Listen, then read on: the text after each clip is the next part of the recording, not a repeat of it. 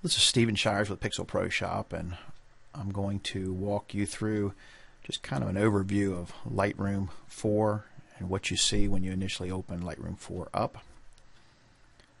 Lightroom 4 is laid out that everything is left to right, top to bottom. As long as you kind of follow that flow throughout Lightroom, it's usually going to make sense and work for you.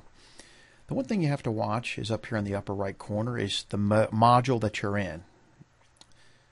This is Lightroom 4. It has Library, Develop, Map, Book, Slideshow, Print, and Web. Lightroom 3 has less modules, but overall it's pretty close. On the left-hand side is the folders where your images are located.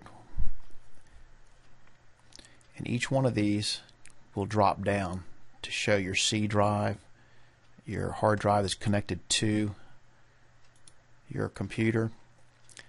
The one thing that we normally tell people to do in class is to right-click on one of these folders and check solo mode. And what that does is if I drop the catalog open, you can see the catalog's now open. When I open folders, it will close the catalog. When I open collections, it'll close the folders. So you only work with one thing open at a time, and it automatically closes the other one. It's really nice. It's really nice on the right-hand side because the histogram, quick develop, these can be very long, and you end up using the elevator to go up and down if you don't enter solo mode. So same thing, right-click, just make sure that solo mode is checked. And that gets you into that histogram open, closes another one. So it's all good if you do that. The one thing that does stay consistent is if you go through these different modules, is the slideshow down here at the bottom. These are the images that you have to work with. So if I go to the develop mode, which is where you do your image changes, light changes, things like that, the slideshow stays right at the bottom, doesn't move. If you click on an image, it will bring that image up. Let's go back to the library mode. Library mode operates quicker than develop mode. Library mode is just throwing up a nice solid JPEG that you can look at to make your choices, whether you want to work on that picture or not, but it loads faster. So if you're just cruising through your photographs, go ahead and use the library mode. It's much quicker, it's more efficient, and it just works better. Down here in the lower left, you have different viewing options. The one on the left is called the grid view. You can click it or hit G. And what that does is bring up all of your images that are loaded into the tray at the bottom onto the screen at one time. You can use your elevator to look through them. And down here on the right hand side, you can increase the size of these thumbnails. If you're just having trouble seeing them, you can bring them up. And then again, use your elevator to cursor through them to look at them at a little better zoom quality. The next one is a single view or loop view. This is going to show the image that you have clicked or checked. And you'll see the white go around these images down in the slide area down at the bottom as I click them. But if I go to single or loop view, it's only going to bring that one image up. So it lets you study it, take a look at it. If you want to zoom even closer, you can bring your cursor up and you can see it goes to like a plus sign, and just left click one time onto it and it'll bring the image automatically up to whatever you have set here. So if I do 1 to 3 and click on it, it's going to bring it up 1 to 3. If I run this on up 4 to 1, when I click on it, it's going to drop back, left click, bring it up, left click, bring it back. My normal zoom would be somewhere around 1 to 3, 1 to 2, to just zoom in a little bit to make sure that we're in good shape as far as focus. and things like that. The next one is comparison, X versus Y.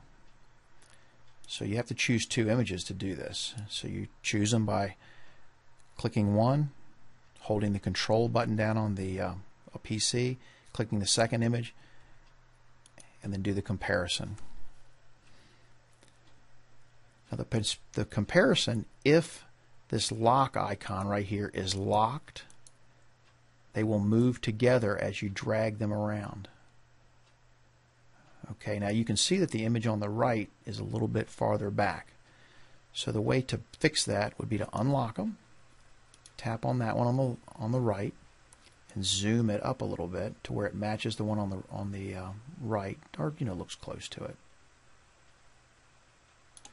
Pull the image to where it's very close to the other one. I still need to go a little bit bigger, but that's close enough. Lock, and I still need to do a little move in here to get them right, but you can then zoom or move the images together to look at one spot within that image.